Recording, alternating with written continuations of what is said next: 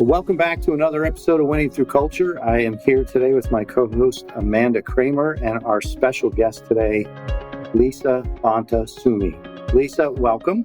Thank you. Thank you for having me. It's great to have you. So I'm going to give our audience a little introduction about who you are and why we asked you to join us, and I'm really looking forward to our conversation today. So Lisa is CEO and founder of an organization called AthMindset. We'll get into what that means, what the organization does, but I think it's important to draw some distinctions out of your background because you are quite accomplished, Lisa. Oh, I appreciate it. I appreciate that. You're very welcome. We're very honored to have you with us. So, been a psychotherapist now for 23 years with clinical experience both in California and Nevada. It's great to have a guest that's 3 time zones away. Been in a private practice clinician working on mental performance. You've got your own podcast, which we might talk about today. You are a professional podcast guest, speaking on a number of different podcasts, a national, international speaker and entrepreneur, which is a great list of accomplishments. And what you do in your work and why we would really interested in having you with us today is you work with a lot of elite, both youth and collegiate athletes. You've worked with Olympians, Olympic hopefuls, professional athletes, coaches, teams, and the entirety of professional sports. You are the first ever mental performance coach for the Oakland Roots Sports Club, which is a new, very cool men's professional soccer team. And you work alongside coaches on the technical team and the sports medicine staff. So you're part of the whole ecosystem of that team. Lisa, you are listed as a U.S. Olympic and Paralympic Committee mental health registry participant in the NFL Players Association Clinician Directory and Major League Rugby's Mental Health and Wellness Directory. As a direct response to a need, I think it's fair to say, and we'll talk about you've seen today, Lisa, and we certainly have seen why we want to have this podcast. You founded AthMindset, which is really a diverse team of sports psychology professionals across several states. Your podcast is the Athlete Mindset Podcast, and you are also a co-host of Roots Radio and a accomplished TEDx speaker. So again, very accomplished. Also been quoted in Time Magazine, Teen Vogue, Women's Health Magazine, and interviewed in the BBC World News and Radio Bliss, Jordan. So got your master's in clinical social work from Smith College School for Social Work and attended UC Santa Barbara as an undergrad. So welcome, Lisa. Thank you for being with us. Thank you. And thanks for introducing me. I'm like, wait, who's he talking about? Is that really me? Like, so That's you, Lisa. So I appreciate all those highlights. Thank you. Well, I think it's an important introduction in light of the serious conversation we'd love to have today. Yeah, agreed. So I guess let's kind of start maybe with defining mental health and really how do you define, put mental health in context? Yeah, thank you for that question. I mean, I'll preface it by, I think a part of me talking about how I view mental health is also talking about how I don't view it. And what I mean by that is there's so many people, folks, organizations, societies, communities that feel like mental health and mental illness are synonymous. They don't know how to differentiate it. Mm-hmm. And I think that's one of the biggest barriers to having conversations. Like if I'm going to talk about my mental health or ask about someone else's or write something about it, people are already like, oh, mental health means I'm depressed or anxious or have some disability from a mental standpoint, like psychosis or schizophrenia. Those are mental illnesses. But when we talk about mental health, it's simply put that it's how you think, feel, and behave, how you skillfully and with self-awareness manage your stressors, and how you show up to your relationships. That's how I view it. So the more that self-talk and our thoughts are positive, then our emotions will be positive and our behaviors will follow in that positive vein. So mental health is health. It's a part of our overall health, just like our spiritual health or our financial health, these other things that all come into the entirety of the human experience. And I think really breaking down what mental health is and it isn't can sometimes be like, oh, wow, like, oh, okay, I can talk about that. Or, the stigma is then decreased a bit when we're able to sort of like just kind of look at it and like take it apart and dispel myths about it. Well, I love the clarity of acting, feeling, behaving, interacting, and coping I think that's real clear. I won't say simple in the words, but that's not necessarily simple in the actions. Exactly. And the thoughts dictate everything that you just listed, Tim, and we can change how we think. Mm-hmm. We're not robots. So we're going to acknowledge what our initial thought is and then assess, is that something that serves me? Is that thoughts serve me? Is that uplift me? Is that positive towards my own direction? And pause. And like, if it's not, then we're going to automatically stop that right then and there and then replace it with a more positive, affirming thought. And that's for a business owner, entrepreneur, athlete, CEO, anybody. You can use this tool and this perspective in any space that you have to perform in. Well, and Lisa, Tim mentioned in your introduction to being part of our podcast today about the work that you've done to achieve optimal mental health and peak mental sports performance. So honestly, you help build leaders, right? And this podcast is directed at helping entrepreneurs, business owners, leaders in all categories really create an intentional culture with their teams, with their organization, whatever terminology you want to lead. And I think you brought up a good point that there definitely is a distinction between having a dialogue around mental health versus the mental illness conversation that might come up. So through your work so far, what are some of the breakthroughs that you've had in the facilities and the organizations that you've been a part of that have really helped form how leaders can have conversations about mental health in that 4 kind of part category that you just identified it as? Have you seen anything that you're like, oh my goodness, like this was that moment, that aha? Yes and no. I mean, I think that I measure ahas like very simply, and it doesn't take a lot for me to be aha'd. Like when I witness, I'm in the presence of the person I'm working with and they have an aha moment, that's when I have an aha moment. And that, whoa, like somehow I had an impact for them to see themselves in that different way that I feel like I'm done for the day, like I'm good. But I think what I've been learning over and over again is that athletes want to be seen and acknowledged as humans, that they have feelings, emotions, they go through tough times just like we do. And it's sometimes really hard when they're only seen as a commodity or an object to perform and produce. So I have an aha moment when my players or the people I'm working with are like, that's really how I want to be seen. And I don't know how to communicate that. And then us figuring out how to do that in a way that's empowering for them. I think other ones are like, I talk to like professional men athletes who are saying, I want to be vulnerable and I want to be able to do that. I'm still figuring out where. I know it benefits me. I don't know who to be vulnerable with. I'm scared still. Like, I feel like people might see me as weak or like take advantage of it. So practicing that discernment about where you express yourself and how is also a big important one. I think them realizing that this whole piece of there's mental health and mental performance. I believe that how you mentally perform in your sphere helps overall mental health. I mean, the only reason why it's differentiated is because it's 2 different professions who help with both sides. Mental performance is how you perform in your sport as a mental performance coach in pro athletics. And so we call those like on the roots, we call those soccer talks. Anything about performance on the field. Then we have life talks are about like, oh, shoot, I just had a baby. I'm trying to manage my sleep. I'm trying to manage how that then impacts how I play and like how I show up to my new baby and my wife or my girlfriend. Or I've just immigrated from another country to come here. I don't know the language, but I'm here to play. And like those stressors and impacts in life are going to impact how someone shows up on the field and helping them make connections and giving them perspectives, tools, and skills like that. Like people sometimes wonder, oh, like it's obvious that if I'm not a healthy human, I'm not going to perform at my best in life and thus not on the field, but integrating that it's the mental health as well as the physical health and that it's all connected. Yeah, it's the complete person. So you work with athletes every single day. Many of our listeners, it's not the same, but from a standpoint of a community, you have athletes that are in the community that you're serving. For a leader, they have employees or associates or producers or lots of different terminologies used for that are part of their community. And at the end of it, everybody just wants to be recognized that they are human, that we all have the ability and capacity to succeed and struggle with the same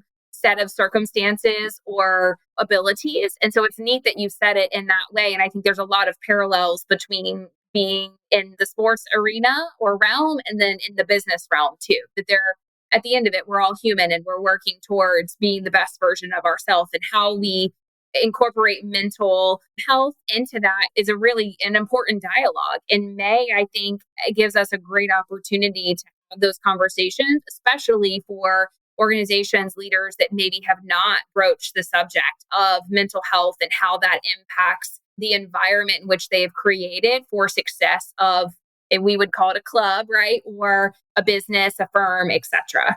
Absolutely. Absolutely. And that's the beauty of it. Like the way we talk about the skills and tools as relevant to the human who's sitting in front of us or we're talking to on the field, like I was this morning, it applies to their area of their sphere. Like, is it the business room, the meeting room, the conference room? Is it the field? Is it, where are you? Is it out in war?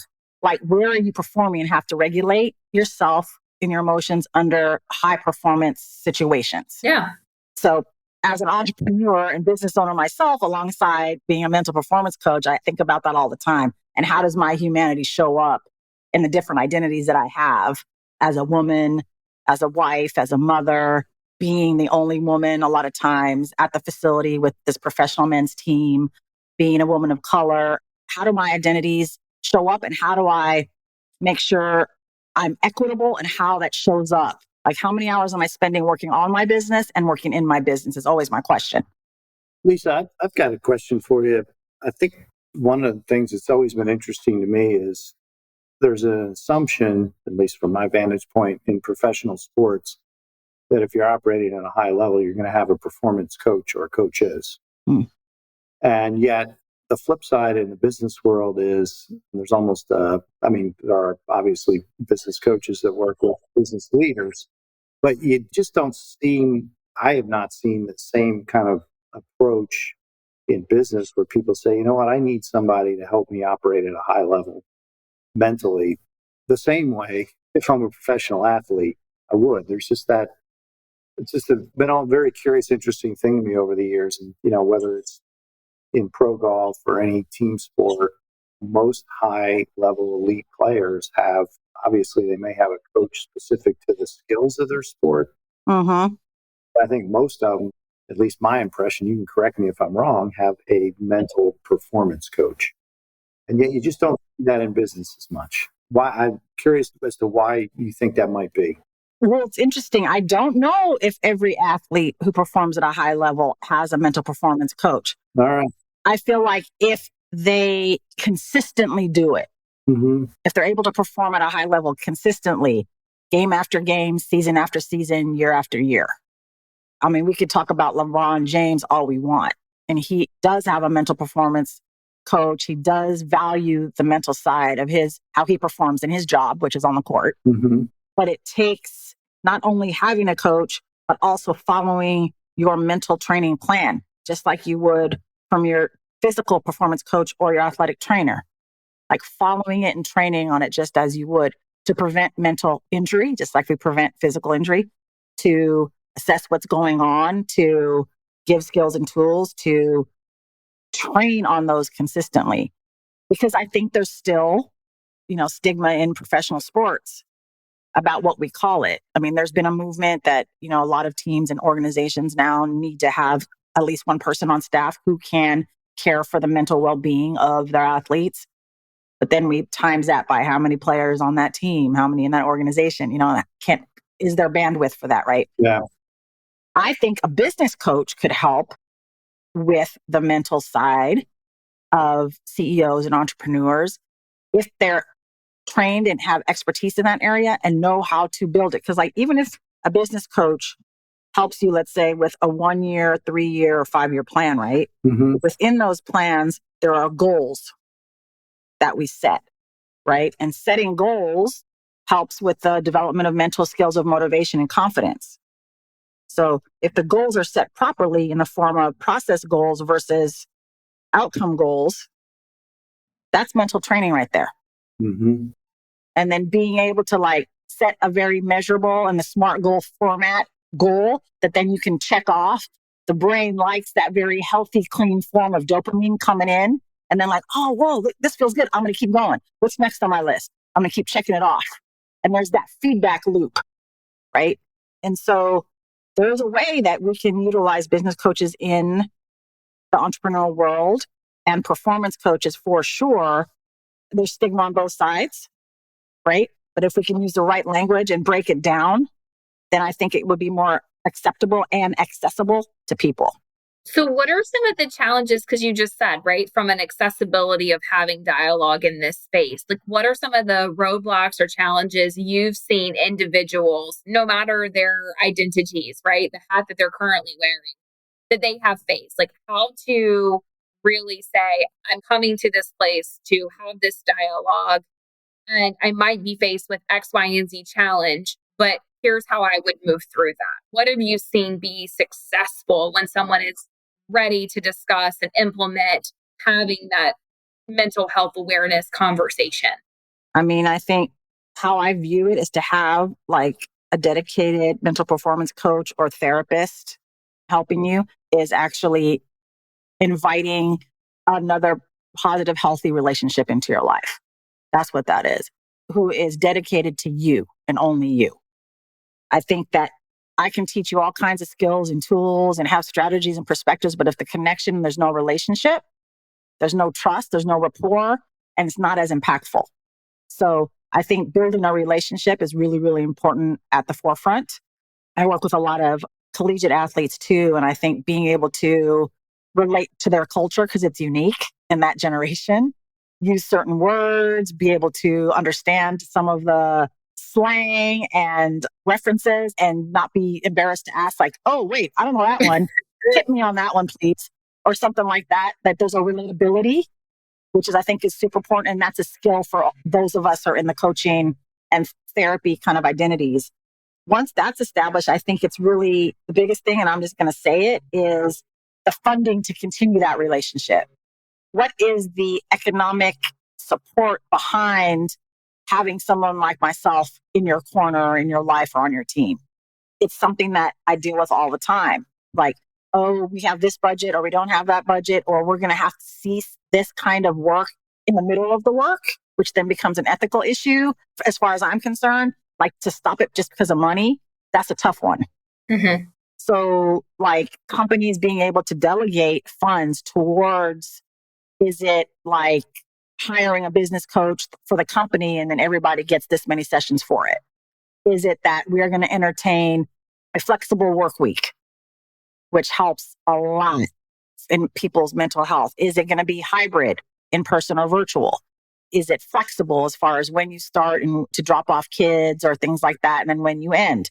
Like having that collaborative conversation so that the employees can have something to say about what works best for them and their mental health and their lives. Like the collaborative, I think collaborative is really key too. And not just, I'm going to dictate this is how it goes, like it or leave it, but like including your employees' insights and thoughts about what works for them and trying to do your best, knowing that you can't meet that exactly all the time, but knowing that you're hearing, listening, that each of your employees is different and have different needs is a, I think, really, really big part of you prioritizing the mental health and overall being of the people who are working for you and keeping them, keeping them on board and keeping them happy is really, really important.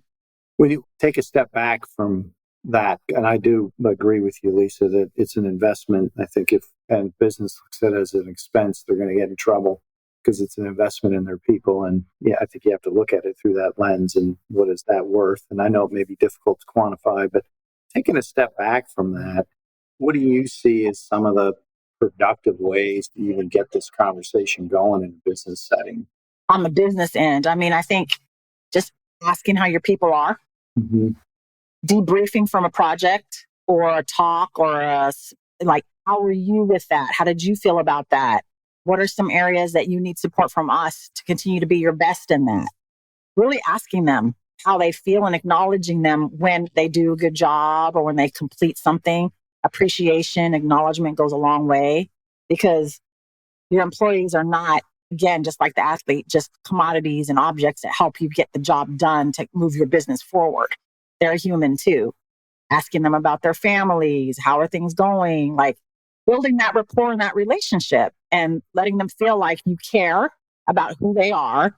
I mean, in the end, like you said, Tim, it's an investment. They're going to work harder for you and be more loyal when you are able to connect with them and see them as beyond their employee. So it doesn't have to be this like, how is your mental health? It doesn't have to be, I mean, that's a big question, right? And it's like, Yeah, what do yeah. you mean? Like, who are you? Like, I don't know. Where is this going? Yeah. It's just like, how are you? How's it going? I mean, myself and some of my friends, we do the roses and thorns. Like, what was your rose for the week? What was your thorn? How can you blossom, and change your thorn into a rose next week? Something like that. Or like, hey, share with me your goals for the week. I want to be able to like celebrate you when you complete them. Things like that, giving them space, like giving them an extended lunch if they wanted to take a walk or do a yoga class or meditate in the middle of their work day.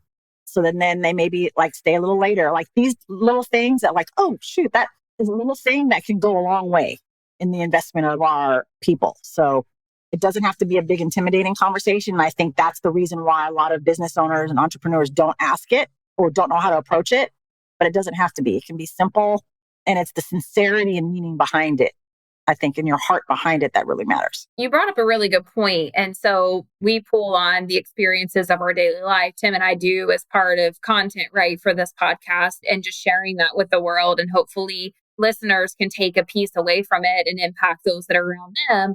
But one of the things that we instituted several years ago was around having the opportunity for someone to have a culture feedback conversation. So what are the things that you see that are going well that we should continue as an organization or a team or as a leadership organization?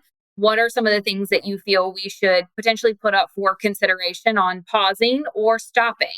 And then the one piece that really shifted, and you just mentioned this, we started to ask, and I actually conduct these. So I started to ask, what does appreciation and acknowledgement look like for you?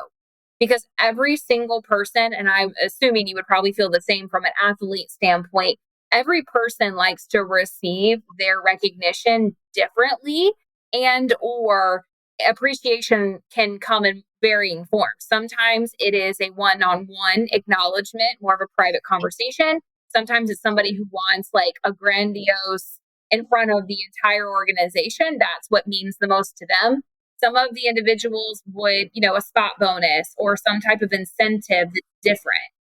So that's been really eye-opening to figure out and sit down and say, okay, so this person actually puts more value on how we share that celebration and that acknowledgement based on their own set of circumstances and how they're built.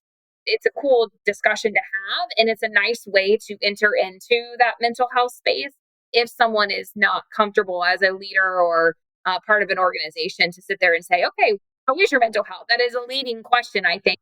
But there are some small ways you can go about it that really do acknowledge how much you care and how much you're willing to be vulnerable in that and adjust how the end result ends up happening to meet the needs of that person that's sitting in front of you.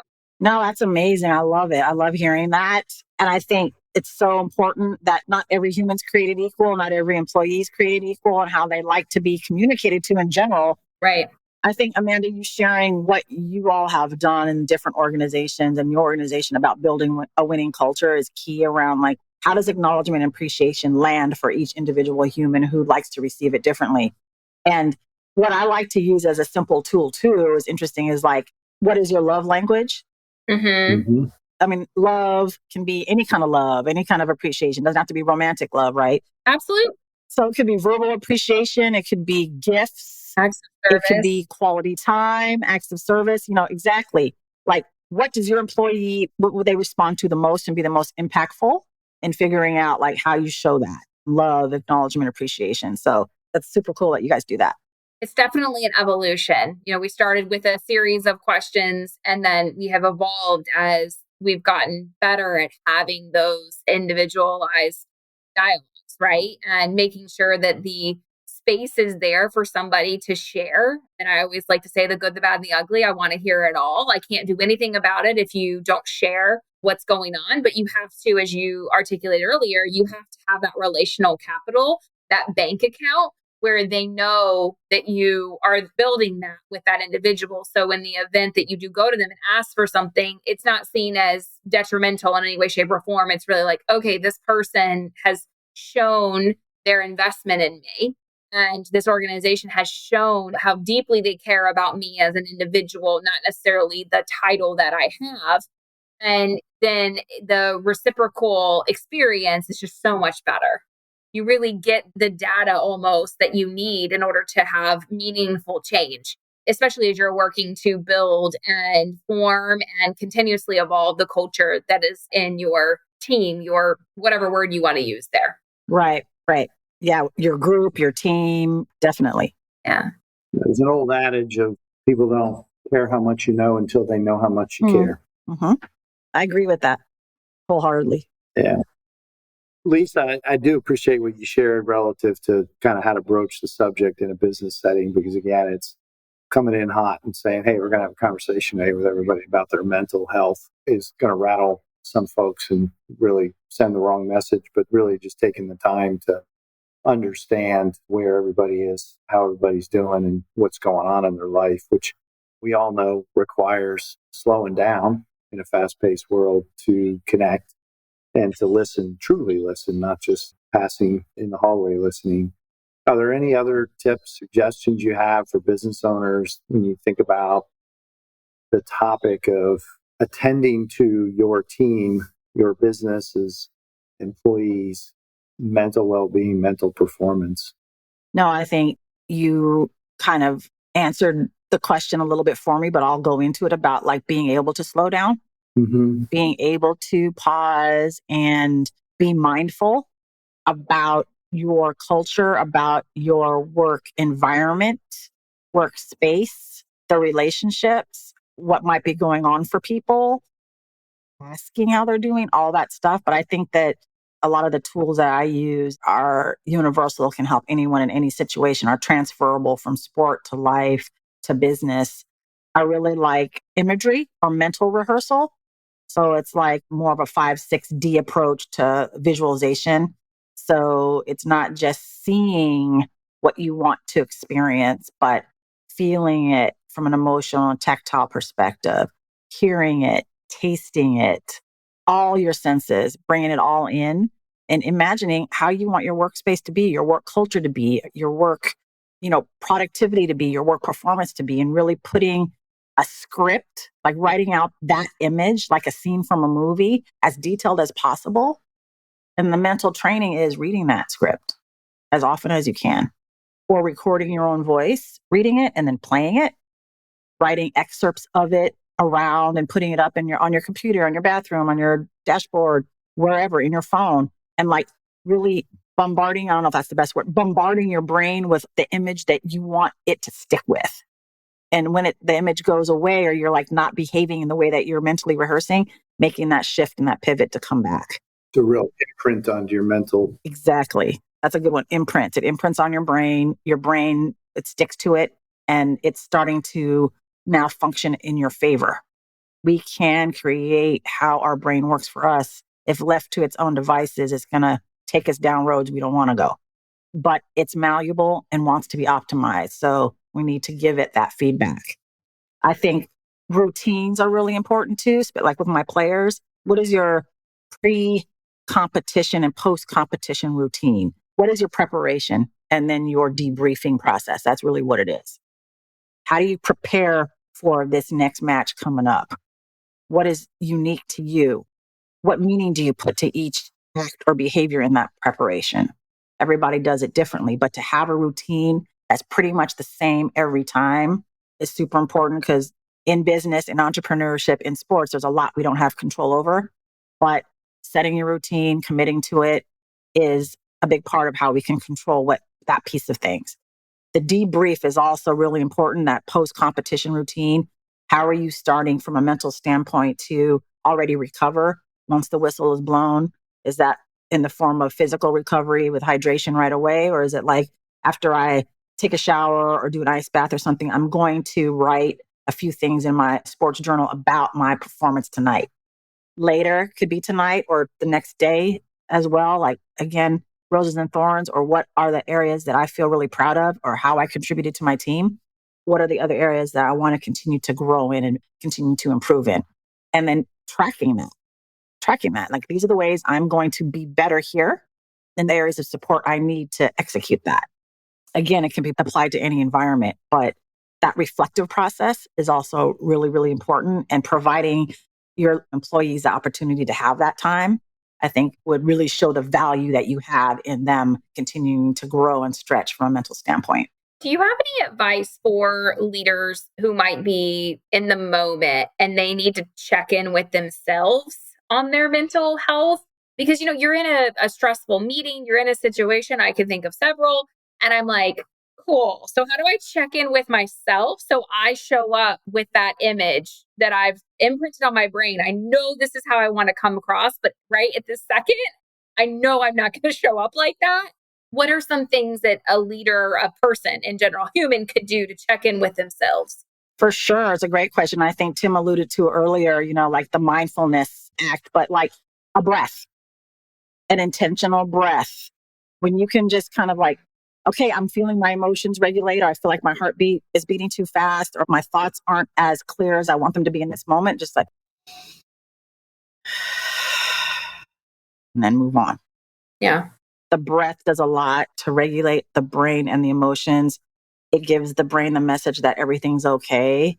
Because when we're breathing up here, it's like the fight or flight or freeze response. And it's not getting basically enough oxygen to your brain to function in that moment. When we're able to be like, no, I'm going to interrupt that. I'm not going to breathe like that. The brain's like, oh, okay, she's on it. Like, she knows what she's doing right now. She's calming us down. Then blood pressure goes down, heart rate goes down. We're calmer. Our mental faculties are more available to then execute in the moment. And I think there's also this piece, like, you're in a meeting or you're in a game, like, you don't have to be perfect. That's the humanity of it too. It's like, hey, everybody take a 2-minute break. Let's all just kind of like get up, stretch, and come back down, and then we're going to regroup. Like, you don't have to push through it and feel like, oh, if I'm not perfect, they're going to think I'm blah, blah, blah. But that's the self-talk, right? Right. Positive self-talk. I'm human. I'm allowed to take a break. I'm allowed to take a breath. And I'm modeling for other leaders and the people who work for me that that's an okay thing to do. Yeah. Right? To pivot is a big one. Pivot, change directions, come back to center, all of that. Like, the pressure to always meet everybody's expectations and your own, which is probably the highest demand, to this, I can crack a joke right now. I can take a breath. I can get up. I can stand up. I can turn around. I can yell. I can cheer, whatever. And then everybody comes back and then you break the ice and like, oh, okay, cool. We're good. Let's move on. Yeah. Absolutely. Now, I think there's a lot we've discussed today, Lisa, that even in the context of athletes, as an entrepreneur, business owner, is extremely applicable. And, I know the context of a lot of what we discussed today is around mental health, which really is the performance, back to your earlier comments about what we think about, which leads us to what we act, feel, behave, and interact, cope, and ultimately get results with. And so much of that obviously starts with our internal dialogue and what we tell ourselves, and imprinting that imagery of what we want versus reacting to the world around us and just being a reactionary being versus a human being. Absolutely. And I think that, like, being easy on ourselves, having that compassion and grace, that we're all doing the best that we can, and that we're all taking personal reflective inventory on like how we can always be better, and like giving our employees space to do that. I think gratitudes are underrated. And I think people who, oh, what are you grateful for? It's like, you're kind of getting me a little bit granola and like too touchy feely on that one. Like, what? Grateful? But like, gratitudes do a lot for our overall well-being, not just our mental health. Like, it helps regulate anxiety, stress. It helps keep depression and anxiety at bay, but it also actually helps the immune system, believe it or not. Mm-hmm. To express your gratitudes. Doesn't matter what you're grateful for, but that you express them. And if you do it to a person or to a group, everybody gets those same benefits as well as you. So that could help the culture in so many ways. Sometimes I have talked to my captains on different teams, like, hey, like, put that gratitude jar in the locker room. So, and then as leaders and captains, put in every week, maybe 5 to 10 things you're grateful for. And then everybody like gets to go in there and pick it up every now and then and read it. And then maybe they like want to write something on the back and add to it or add another one. But again, when you write them and someone reads them, same outcome. If you say them out loud, same outcome. So that could be a cool way to start a meeting, end a meeting, etc. So there's so many ways that we can uplift the mental health of ourselves and model that. And for our team, whatever kind of team might be, from a business or athletic perspective. But all these things add up and they all send a message that you as a leader value the overall well-being of a person, that you know physical and mental health coincide with one another. They're all connected. And so when you're able to speak to that and put in policy and procedure around it, then you become a mentally healthy organization, which is what, we all should be striving to be. Agreed.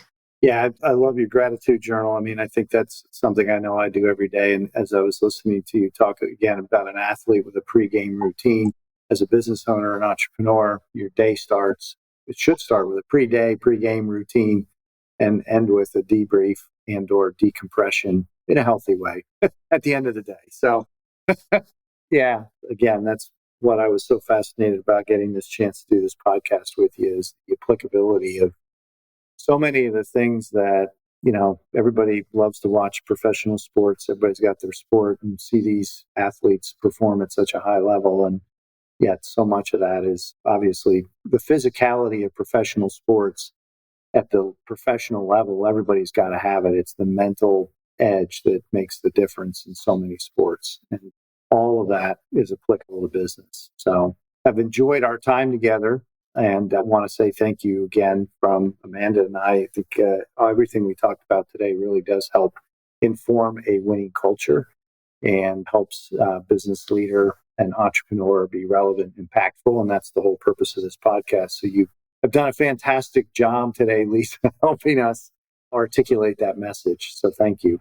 I appreciate it. Thank you. I always love the opportunity. And I know that a lot of the skills that my professional high-performing athletes use are transferable into business, into entrepreneurship, and into their next chapter of their lives once they retire or leave voluntarily or involuntarily from their sport. Mm-hmm. They need to realize that the skills they've been practicing already in their sport are attractive to corporate America, are attractive to entrepreneurs, leaders, people who are going to hire them one day. So I think the conversation that they're transferable, that they're applicable is always an important one. So thank you so much for having me.